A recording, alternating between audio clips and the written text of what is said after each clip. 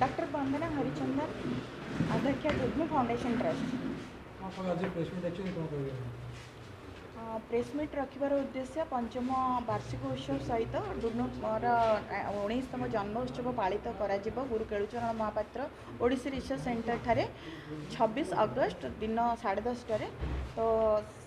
से आपण मानकर उपस्थिति काम्य करने आम ये प्रेस मीट रखी। मानसिक अनग्रसर शिशु पितामाता को आम मुख्य स्रोत सामिल कर प्रयास रे आमर डुडनू फाउंडेशन ट्रस्ट आमर मुख्य उद्देश्य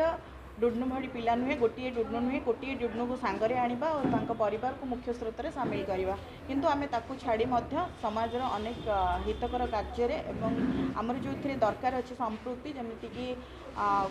आम प्राकृतिक विपर्य समय नहीं कि जितेबाला आमर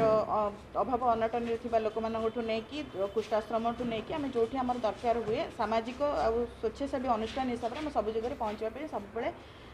चेष्टारत। छिन्न भाव सेवा